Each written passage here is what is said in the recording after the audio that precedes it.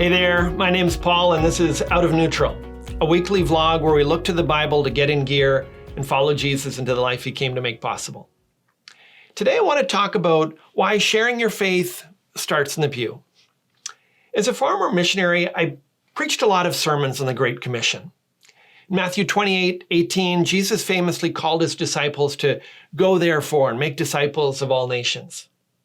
Those words have inspired Christians to take the good news of the gospel around the world.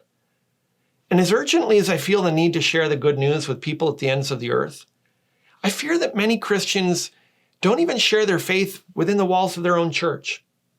Let me explain. I remember visiting a church on my vacation and feeling cold. It was actually a warm summer day, but it felt cold to cross a parking lot and make my way to the church without any of the many people I passed greeting me or even pausing to make eye contact and smile.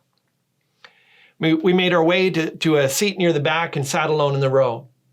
I thought no one would speak to us at all when a young man came toward me. I was looking forward to a conversation at last.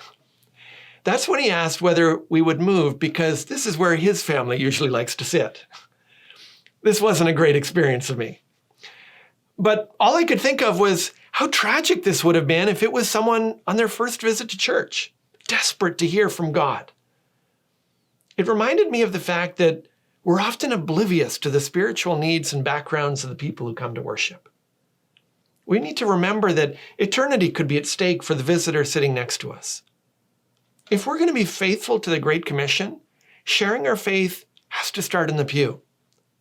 Now, let me give some examples of how to do that so that once we're meeting in person again, we're drawing people near, not pushing them away. First, come early and notice people you don't know. Have you ever arrived early for a party and been the only one there? You want to run away and turn the other way, right? We can often make newcomers feel that way at church. Visitors are often the earliest people to arrive, and sometimes the latest as well. Why not make a habit of coming 15 minutes earlier for the express purpose of welcoming and getting to know other people? Next, greet people who are new and make them feel welcome. Simply greeting people and introducing yourself can make a huge difference in whether a person will feel welcome or not. Deliberately look for those who are new and make them feel welcome. Then offer help and make introductions.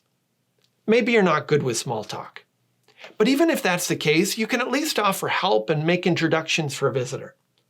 Ask if there's anything you can do to help. It can be confusing to find the nursery or washrooms or coat racks at first. Introduce visitors to the people around you. Introduce them to ministry leaders. Introduce them to your family. Until you've been introduced to other people, you can feel like a stranger to them.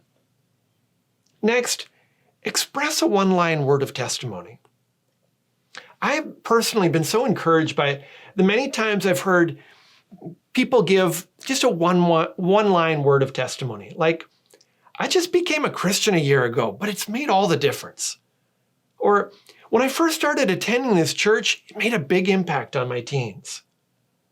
Or maybe you make reference to the sermon or something that God has been teaching you. If the person wants to hear more, they can ask. But a one-line word of testimony can make a big impression on someone. Then make an invitation. There are lots of invitations we can make to newcomers. Invite them to sit with you. Invite them to have coffee with you during the connection time. Invite them to fill out a visitor's card. Invite them to your life group. We don't need to bombard people, but an inviting church communicates to people we want them to belong. Finally, stay afterwards and notice people you don't know.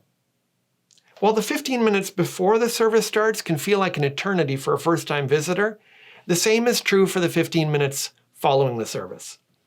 And this is when Christians are often guilty of just seeking out people they know and rushing past those they don't. Be deliberate about looking out for new people when the service ends. Make that your time for noticing people and greeting them, making introductions and offering invitations. Some of the most open people in the neighborhood show up in church as visitors each Sunday. In their mind, they're thinking, I've got nothing to lose. Maybe I'll give church a try. They want to hear from God, and yet it's often the reception they get from the people of God which will determine whether they hear him or not. Their eternity is at stake in how you share your faith in the pew. So ask God to help you make a difference. Now that's all for this time. If today's video has helped you get out of neutral, share it with your friends and subscribe to join us on the journey.